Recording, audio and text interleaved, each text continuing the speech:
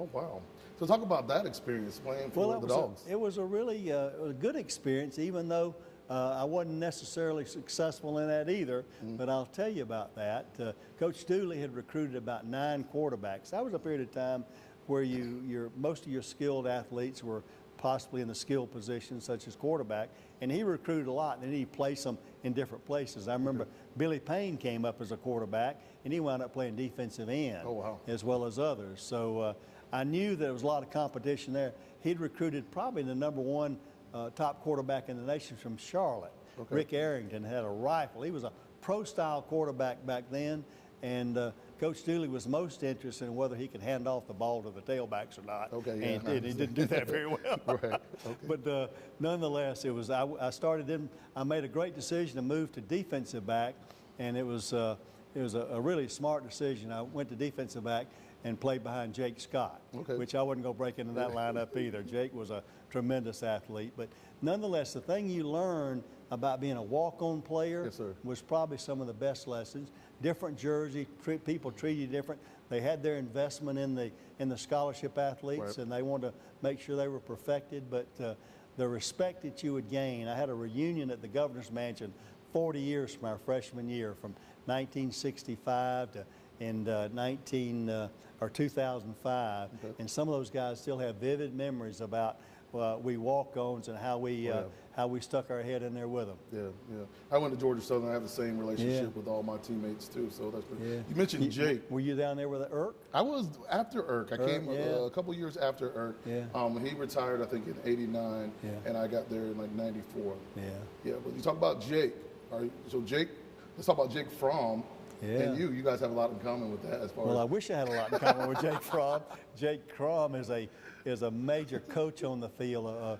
You know what I like about Jake Fromm? What's that? It's about the team and not about him personally. He could put up some star numbers week in and week out if he wanted to, but Jake Fromm is a winner.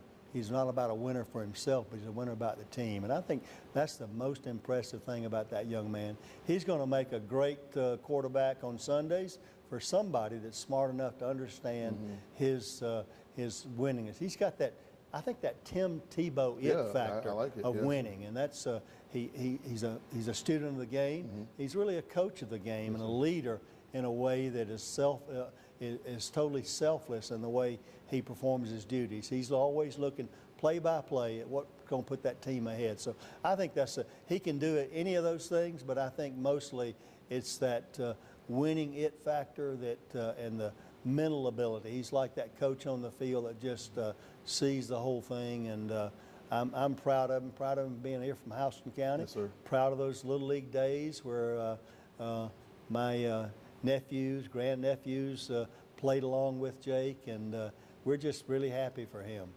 Talk about the Dogs in general. How have you been able to follow them, and what do you think about their chances? Well, I follow them. Obviously, we thought this year was this year too, and I think it can be. We knew early on, while we were all disappointed about the South Carolina loss, that the future was still theirs, and they were still in control of their own destiny.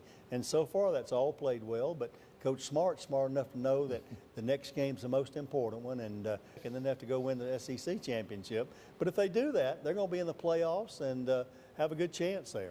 How do you feel about the playoff? Do you think it should be expanded, or I mean, everybody's going to always say it should go from 4 to 8 to 12. Yeah, I think this time of year we always think about that. Well, how do you finally distill all this down to the 4 best teams? And there may be some of that controversy coming here today. I'm just happy that Georgia's in that top 4 right now, unlike they've been in previous years. But, you know, you take a team like Alabama that loses to the #1 team, LSU, and these region playoffs, these conference playoffs that really made it tough for maybe the 2 top teams in the country coming from the same conference to be in those playoffs. So I think probably the public would like to see it go out to 8, probably no more than 8. I think you get to 12 and you really expanded past. But there's probably a different level of play that we think in that top 5 to 10 that make a difference. And I think 8 could accommodate that. Okay. Now, Atlanta is getting so big, and they're known for hosting so many large events, and the state of Georgia is flourishing. Can you talk about how that is also trickling down maybe to Central Georgia, and they're sharing in some of that? I mean, is there another possibility that Georgia could host another Olympics? Well, I don't know about another Olympics, but obviously we talk about sometimes two Georgias, certainly the metro area, the greater metro area, and then the rest of Georgia. I almost think this middle Georgia area is like that third Georgia. It's a great place to live, close enough to go without all the traffic, and to do that. But I think it'd probably be difficult to repeat a city in the Olympics. I'm sure that may have happened before, but I'm not sure it's, there's so many competitive cities in the U.S., I think it'd be tough for Atlanta to draw that again. But just think about the impact of the 1996 Olympics on the state of Georgia. Right. I think what Billy Payne and that whole team, Ambassador Young, did is amazing and has given lasting effects through the state. I think it really raised the persona and the reputation of Atlanta as an international city. And I think those benefits stay to this day. And I think Georgia's better off having done that. All right. We're about to wrap it up. I just want to ask you a couple rapid fire questions and see what you've done first thing up. Who would be your favorite sports team? Probably Georgia Bulldogs. Okay. What's your favorite holiday must-have food? Wow, watermelon. Watermelon. Really? Watermelon's a perfect food for me. I just love it. No, I'm a big. We've kind of gone to brisket on Thanksgiving these days, so we enjoy. My son does a great brisket, and I'm looking forward to having it next Thursday. Favorite holiday? Thanksgiving and Easter.